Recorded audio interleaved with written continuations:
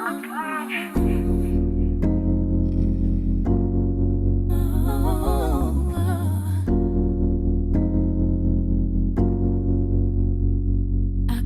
believe I believed everything we had would last. So young and naive of me to think she was from your past. Silly of me to dream of one day having your kids.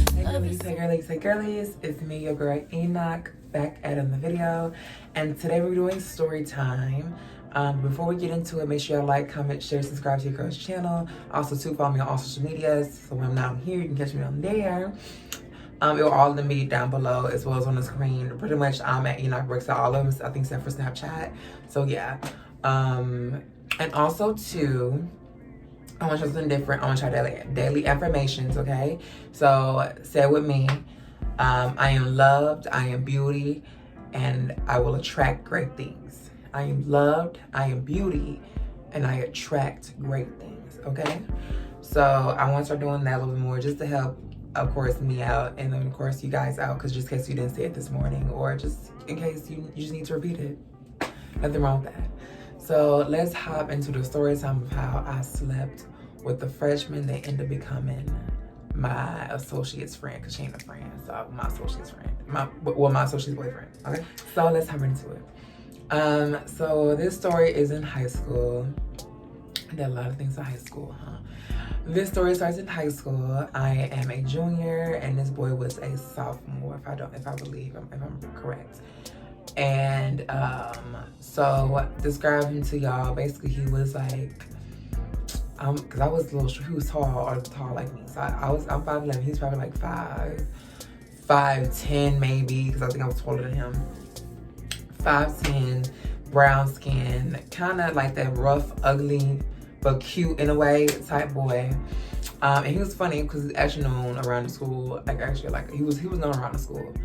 And I always saw him going around school, but I never really said nothing to him. Of course, while he said something to me, I was an outspoken gay child, and yeah. But I always had a thing for him because I thought he was cute. And I never really paid it right. Never really paid him, never really paid me, or at least I thought he didn't pay me right. I used to go around school, doing my thing, and stuff like that. And then one day after school, me and my friends were talking, and this like the gay friends of Sunnyside, and they were talking, and we don't call him football player. And football player was suspiciously messing with some boy that this other boy that went to my school, he knew. And I was like, oh, word? Like, again, me getting information, withholding it to myself, and then thinking, like, how am I going to plan to get this boy? And we were talking about that.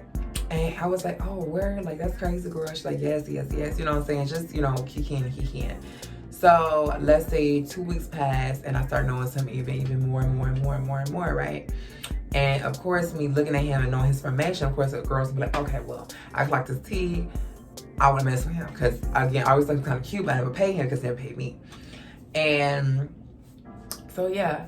So basically that happened. So 2 weeks I've been paying attention to him. I've been kind of flirtatious because he was also on the football team. And remember, I'm the football manager at this point. So of course I had to see them and the boys that used to play with him. So of course I used to look at him and he used to kind of flirt. And he didn't really flirt back, but he was kind of looking at me. It's like, okay. So that's something, right? And then yeah, so 2 weeks after go by, it's probably a quick story time, but whatever. 2 weeks, because it was really fast. So another 2 weeks go by, and I started flirting even with water.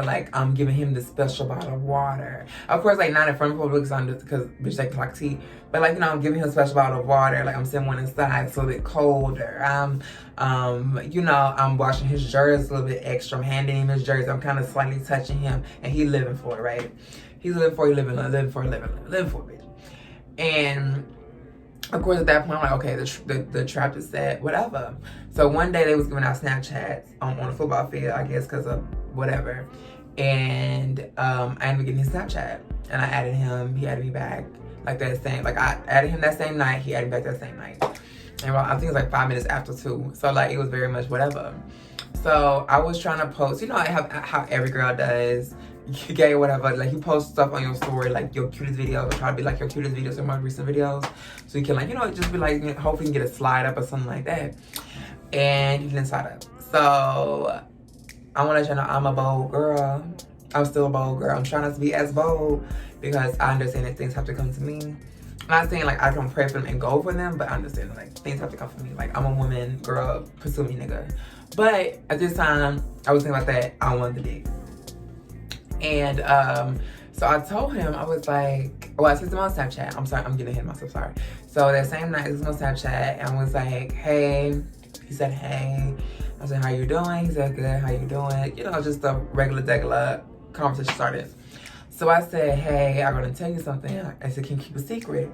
And he said, yeah, I can keep a secret. So I told him, like, hey, I wanna blah, blah, blah, blah. I don't think I can do all that on here. But I wasn't on blah, blah, blah, blah, blah, blah, right? And y'all fill in the blanks. I'm pretty sure y'all know what type of story time it is. I always usually give, so y'all already know what it's about to give, right? But yeah, I said that. And then he proceeded, was like, oh yeah, I'm down with it, like, what's up? We do after school before practice. I said, okay, cool.